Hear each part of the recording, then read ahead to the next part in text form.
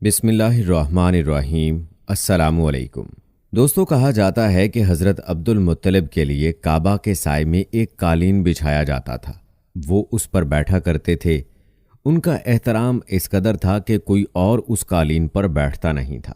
چنانچہ ان کے بیٹے اور قریش کے سردار اس قالین کے چاروں طرف بیٹھتے تھے، لیکن رسول اللہ صلی اللہ علیہ وآلہ وسلم وہاں تشریف لاتے تو سیدھے اس قالین پر جا بیٹھتے۔ اس وقت آپ ایک تندرست لڑکے تھے۔ آپ کی عمر 9 سال کے قریب ہو چلی تھی۔ آپ کے چچا عبد المطلب کے ادب کی وجہ سے آپ کو اس قالین سے ہٹانا چاہتے تو عبد المطلب کہتے، میرے بیٹے کو چھوڑ دو، اللہ کی قسم یہ بہت شان والا ہے۔ پھر وہ آپ کو محبت سے اس فرش پر بٹھاتے، آپ کی کمر پر شفقت سے ہاتھ پھیرتے، آپ کی باتیں سن سن کر حد درجہ خوش ہوتے رہتے۔ کبھی وہ دوسروں سے کہتے، میرے بیٹے کو یہیں بیٹھنے دو، اسے خود بھی احساس ہے کہ اس کی بڑی شان ہے، اور میری آرزو ہے یہ اتنا بلند رتبہ پائے جو کسی عرب کو اس سے پہلے حاصل نہ ہوا ہو اور نہ بعد میں کسی کو حاصل ہو سکے۔ ایک بار انہوں نے یہ الفاظ کہے، میرے بیٹے کو چھوڑ دو، اس کے مزاج میں طبعی طور پر بلندی ہے، اس کی شان نرالی ہوگی۔ پیارے دوستو، آج کی ویڈیو میں ہم نبی کریم صلی اللہ علیہ وآلہ وسلم کی شان کے حوالے سے آپ کو چند عجیب واقعات سنانے والے ہیں، جن سے واضح ہوتا ہے کہ آپ صلی اللہ علیہ وآلہ وسلم کے دادا جان کے دل میں آپ صلی اللہ علیہ وآلہ وسلم کی کس قدر محبت تھی۔ پیارے دوستو، کہتے ہیں کہ عمر کے آخری حصے میں حضرت عبد المطلب کی آنکھیں جواب دے گئی تھیں، آپ نابینا ہو گئے تھے۔ ایسی حالت میں ایک روز وہ اس قالین پر بیٹھے تھے کہ آپ صلی اللہ علیہ وآلہ وسلم تشریف لے آئے اور سیدھے اس قالین پر جا پہنچے۔ ایک شخص نے آپ کو قالین سے کھینچ لیا، اس پر آپ رونے لگے۔ آپ کے رونے کی آواز سن کر حضرت عبد المطلب بے چین ہوئے اور بولے، میرا بیٹا کیوں رو رہا ہے؟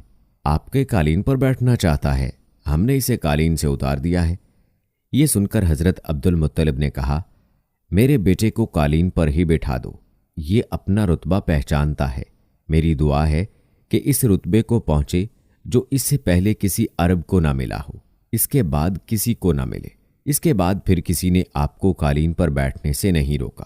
دوستو، روایات میں آتا ہے کہ ایک روز بنو مدلج کے کچھ لوگ حضرت عبد المطلب سے ملنے کے لیے آئے۔ ان کے پاس اس وقت آپ صلی اللہ علیہ وآلہ وسلم بھی تشریف فرما تھے۔ بنو مدلج کے لوگوں نے آپ کو دیکھا۔ یہ لوگ قیافہ شناس تھے، یعنی آدمی کا چہرہ دیکھ کر اس کے مستقبل کے بارے میں اندازے بیان کرتے تھے۔ انہوں نے حضرت عبد المطلب سے کہا، اس بچے کی حفاظت کریں، اس لیے کہ مقام ابراہیم پر جو حضرت ابراہیم علیہ السلام کے قدم کا نشان ہے، اس بچے کے پاؤں کا نشان بالکل اس نشان سے ملتا جلتا ہے۔ اس قدر مشابہت ہم نے کسی اور کے پاؤں کے نشان میں نہیں دیکھی۔ ہمارا خیال ہے یہ بچہ نرالی شان کا مالک ہوگا، اس لیے اس کی حفاظت کریں۔ دوستو، یاد رہے کہ مقام ابراہیم خانہ کعبہ میں وہ پتھر ہے جس پر حضرت ابراہیم علیہ السلام کعبہ کی تعمیر کے وقت کھڑے ہوئے تھے۔ معجزے کے طور پر اس پتھر پر ابراہیم علیہ السلام کے پیروں کے نشان پڑ گئے تھے۔ لوگ اس پتھر کی زیارت کرتے ہیں، یہی مقام ابراہیم ہے۔ چونکہ آپ حضرت ابراہیم علیہ السلام کی نسل سے ہیں، اس لیے ان کے پاؤں کی مشابہت آپ میں ہونا قدرتی بات تھی۔ پیارے دوستو، کہتے ہیں ایک روز حضرت عبد المطلب خانہ کعبہ میں حجر اسود کے پاس بیٹھے ہوئے تھے۔ ایسے میں ان کے پاس نجران کے عیسائی آ گئے۔ ان میں ایک پادری بھی تھا۔ اس پادری نے حضرت عبد المطلب سے کہا، ہماری کتابوں میں ایک ایسے نبی کی علامات ہیں جو اسماعیل علیہ السلام کی اولاد میں ہونا باقی ہے۔ یہ شہر اس کی جائے پیدائش ہوگا، اس کی یہ نشانیاں ہوں گی۔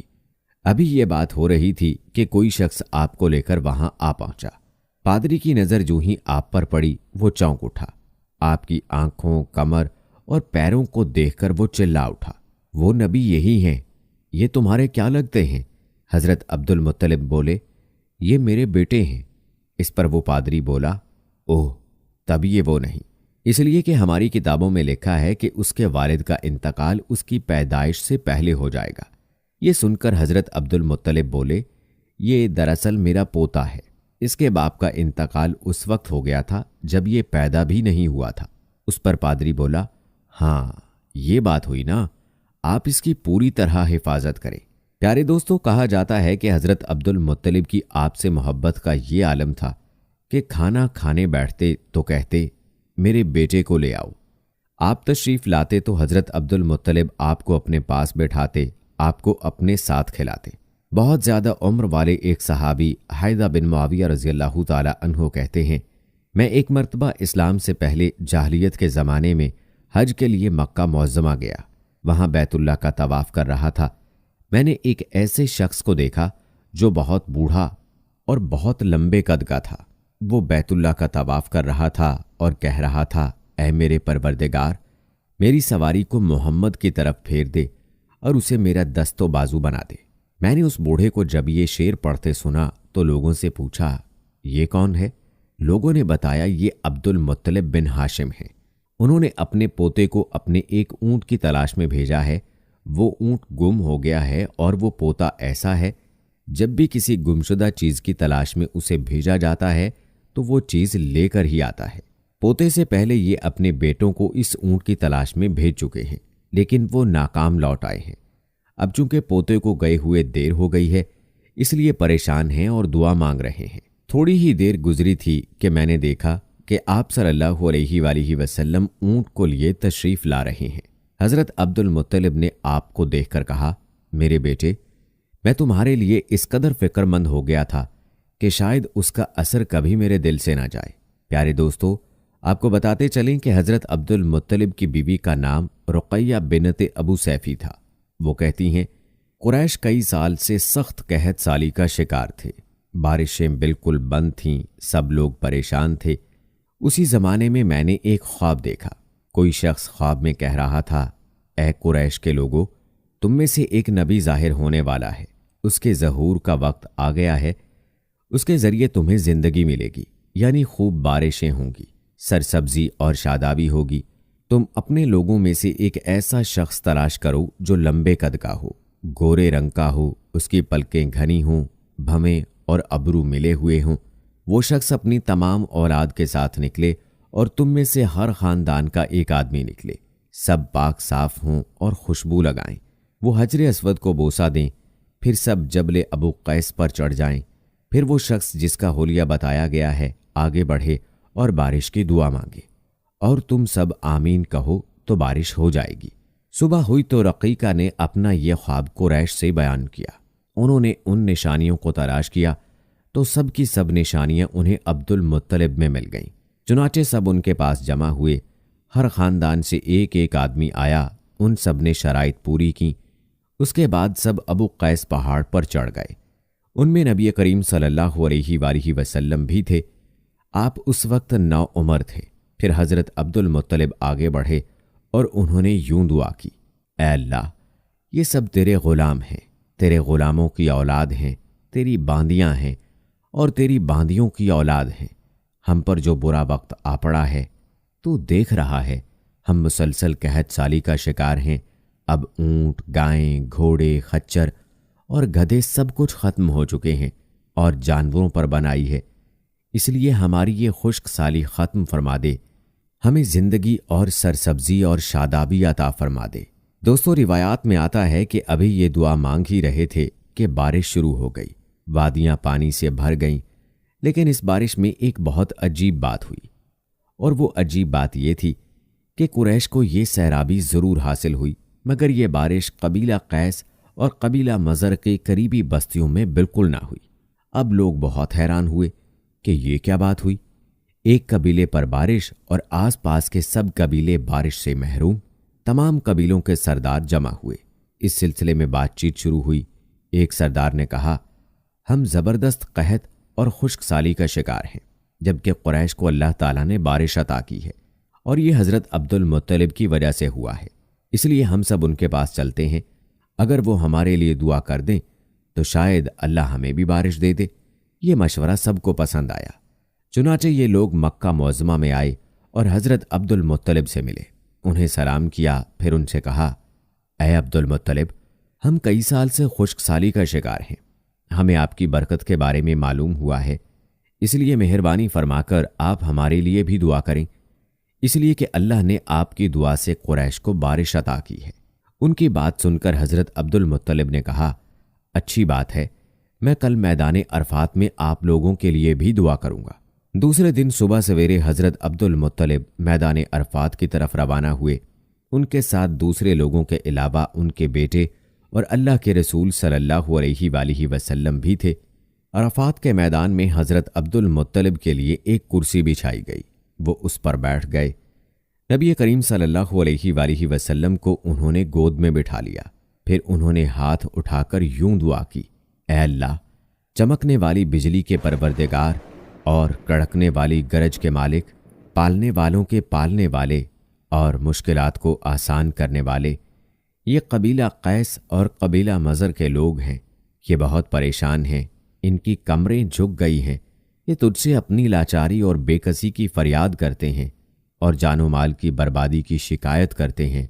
बस ऐ अल्लाह, इनके लिए खूब बरसने वाले बादल भेज दे और आसमान से इनके लिए रहमत अता फरमा, ताकि इनकी ज़मीनें सरसब्ज हो जाएं और इनकी तकालीफ दूर हो जाएं। दोस्तों, कहते हैं कि हज़रत अब्दुल मुत्तलिब अभी ये दुआ कर ही रहे थे कि एक स्याह बादल उठा, हज़रत अब्दुल मुत्तलिब की तरफ आया और इसके बाद उसका रुख कबीला कैस और बनु मज़र की बस्तियों की तरफ हो गया। ये देखकर हज़रत अब्दुल मुत्तलिब ने कहा, ऐ गिरोह कुरैश और मज़र, जाओ, तुम्हें सैराबी हासिल होगी। चुनाचे ये लोग जब अपनी बस्तियों में पहुंचे तो वहां बारिश शुरू हो चुकी थी। सुबहान अल्लाह। दोस्तों, ये सब बरक़ात नबी करीम सल्लल्लाहु अलैहि वसल्लम की ज़ात की मौजूदगी की वजह से थी। जिस दुआ में अल्लाह के महबूब, अल्लाह के हबीब सल्लल्लाहु अलैहि वसल्लम की आमीन शामिल हो और वो दुआ कबूल ना हो, ये कैसे हो सकता है। और दोस्तों, दूसरी अहम बात जो मालूम हुई वो ये कि इस्लाम से पहले भी कुरैश और अरब के लोग अल्लाह ताला ही से अपने मसाइल के लिए दुआ मांगा करते थे। मतलब ये कि वो अल्लाह को मानने वाले थे।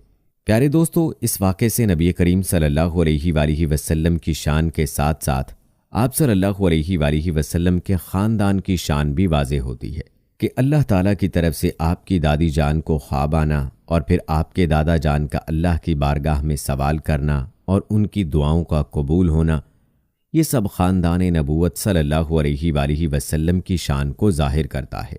प्यारे दोस्तों, रिवायात में आप सल्लल्लाहु अलैहि वसल्लम की शान के हवाले से एक और वाक़या यूँ आता है कि जब नबी करीम सल्लल्लाहु अलैहि वसल्लम 7 साल के हो चुके थे तो आपकी आंखें दुखने को आ गईं। मक्का में आंखों का इलाज कराया गया लेकिन अफाका ना हुआ। हज़रत अब्दुल मुत्तलिब से किसी ने कहा, अकाज़ के बाज़ार में एक राहिब रहता है, वो आंखों की तकालीफ का इलाज करता है। हज़रत अब्दुल मुत्तलिब आपको उसके पास ले गए। उसकी इबारत गाह का दरवाज़ा बंद था।